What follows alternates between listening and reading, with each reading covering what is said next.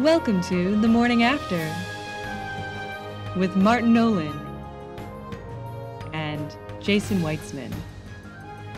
And Martin Nolan and Jason Weitzman. Executive produced by Connor Sullivan. This is The Morning After.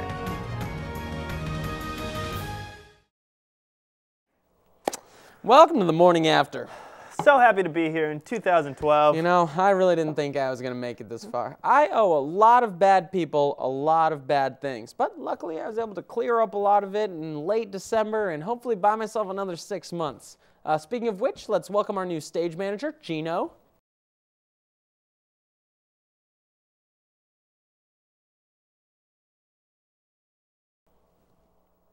All right, let's cut the crap, Jason. Let's talk about sports.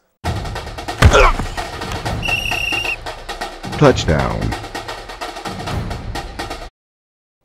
As you all know, one of the year's greatest sporting events occurred recently, and we've got a lot to talk about. That's right, folks, the Pro Bowl. The Pro Bowl, one of the most exciting live events of the past 5 years, where pro football players get together to play in one Pro Bowl. But they're not bowling. Just playing some good old-fashioned touch football, tackle style.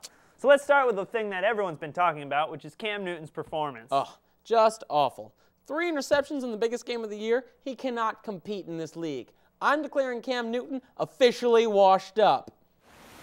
Oh, but remember, Martin, Newton was going up against the best defensive players this season. You're an idiot. They kept showing the same 3-4 defense every single snap. Throw something different at him. Jesus H. Christ. All right, I would like to point out that Cincinnati quarterback Andy Dalton really stepped it up this game, showing that the AFC will be able to compete in the Pro Bowl for years to come, even without Tebow.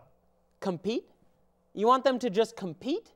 You're stupid. With Tebow on that team, they're looking at an AFC Pro Bowl dynasty. With him, they're not going to win 7, not going to win 8, not going to win 9, not going to win 10, not going to win 11, not going to win 10, not going to win 9, not going to win 8, not going to win 7, but 6.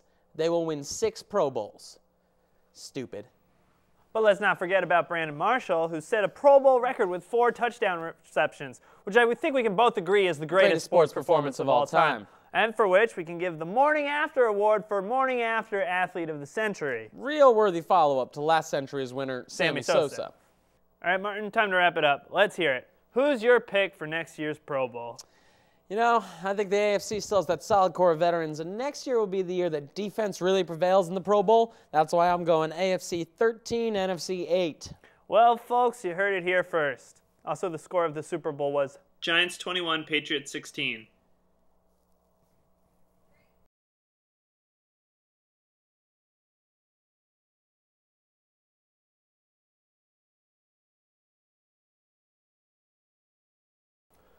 I'm sure all of our viewers know what day is fast approaching. I don't really think your 21st birthday counts as news, Jason. It does. But also, Valentine's Day is February 14th this year, and every year. Have you started your countdown yet, Gino?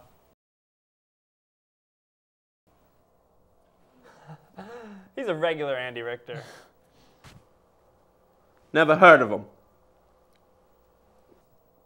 Well, I have invited Alan Stein to tell us the truth behind Valentine's Day, which is coming out next month in his exclusive tell-all book, Alan Stein's Valentine's Finds. That's actually a pet name. The publisher thought my Valentine's work needed something catchy to sell copies. You can call me Peter, but I've gotten used to Alan, so call me whatever you'd like.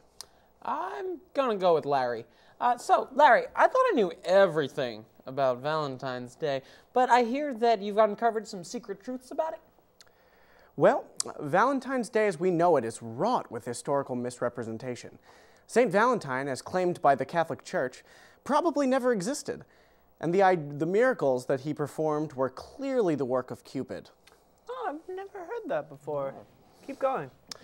Cupid's arrow is actually Cupid's bow. The arrows that he shot at his chosen love martyrs were actually made of bone. Another common misconception is that any of this has to do with the Greek demigod Cupid. The Cupid responsible for the so poorly named Valentine's Day is actually a fat Italian from the 11th century. James, I haven't heard any of this, and it really is fascinating. But do you have any idea as to what we should give girls for Valentine's Day? Or what girls should give me for Valentine's Day? It's interesting that you should bring that up. I've brought some Valentine's gifts. Here are some traditional Valentine's cheese biscuits. The cheese biscuit should be eaten at Valentine's Day breakfast. Unfortunately, the tradition has been poorly documented, but it is very delicious. I'm sorry, Alan, but where are the cheese biscuits? Oh, I've since eaten them since we began talking. Thanks. This will be a great contrast to what girls are normally expecting on Valentine's. You know, like flowers, candy, or lingerie. I'm interested in these other gifts that you've brought with you. Do you want to tell us what gifts might be appropriate to give girls or Jasons? Well, what you see before you is not a table of gifts. It's actually a table of artifacts. Here are some pre-coital headgear. It's a secret of the Victorian era. Lovers would wear these hats on Valentine's Day, and those with similar hats would mate with each other. Nice. This one is actually a very important discovery. Lovers would use these things as a way of telling each other how important they are. You can find replicas of these at any store. And these here are the original stones that were blessed by St. Valentine. The one from the Cupid era, not the one that you're thinking about. What you need to do is throw them at the one you're interested in, and then share sentiments with them. Like this, or Oh, wow. like this. Oh, One for you. hey. Wait, do me again. You know what, Mike? I am interested in trying all of this. Thank you so much, Al. Now, what's next? Well, here's what's next, actually.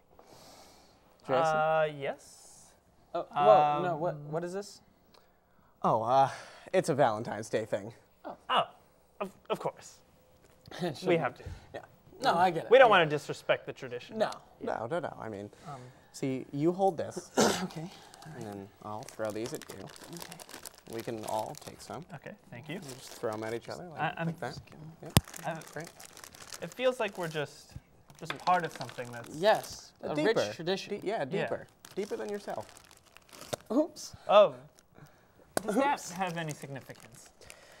Because it's a heart here, it means he's accepted. His heart has accepted you. Oh, that's great. Yeah. Should we continue with the triple kiss? Yeah, I think so. I mean, that's totally fine. So, Tongue out or tongue in? usually I go halfsies. Would you guys want to do that? Or? Well, halfsies with a little movement. With a little movement, okay. I usually don't do movement, but hey, that's fine. What did the Italians do around the time of the The fat creation? Italians. The fat Italians. Usually they go full. Okay. I Even think we should go. a step beyond full, but Let's go tradition. Gotta go with tradition. full? Let's do it. All right, beyond full. Okay. Elbow. Elbow. This feels good. I feel it historical.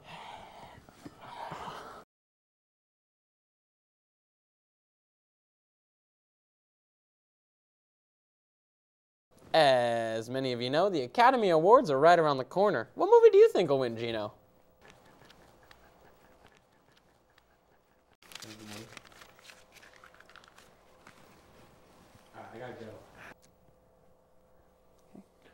Anyway, we're really excited by the nominations.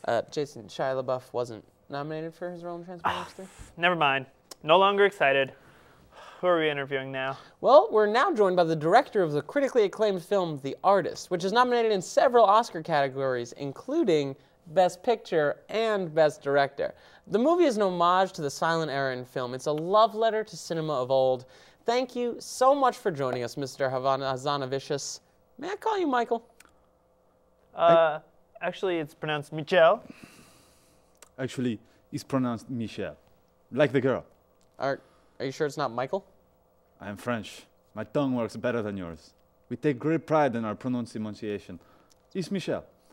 Well, okay, Michelle. It's a pleasure to have you with us. So, what do you think your chances are of winning the Oscar? Terrible. My movie sucked. I mean, it could have been awesome, like Transformers 3, but instead it sucked, like Transformers 2. I know, right? What do you mean, Mr. Hazanavicius? Everyone loved your movie. Oprah put it in her book club, and it's a movie. No, my movie was horrible. but it has comedy, romance, dance, a cute dog, everything audiences love. Yeah. You know what else audiences love? Dialogue. Color. Shia LaBeouf. I was going to have all three of those things in my movie, but I screwed up, and now I have none of them. I put Shia LaBeouf on the call sheet, but forgot to write him apart. Are you saying you weren't trying to pay tribute to silent films of the past? No! That's stupid. Do you know why people used to make silent films? It was because we didn't have the technology to put sound back in. Now we do. So what happened? I don't know. I'm not really a film person. I figured it would be there in the end. What about the color? There was beautiful black and white photography. That was also my fault. I was editing on a black and white TV. I assumed it would be there. Black and white TV, do they still make those? I had it made special. Well, this all just sounds like a happy accident. No, it wasn't. I'm not making a film for dogs. I'm making it for humans who can experience a full range of color. If I wanted to make a movie for dogs, I would have made Transformers 2. Well, thanks a lot, Mr. Hasanavicius. I hope you keep having very happy accidents like The Artist in theaters now. No, I won't be making any more movies. Gino's setting up a pretty sweet deal for me. Oh, you set him up with a deal, Gino. He's gonna kill people for me. Oh. It's pretty morbid.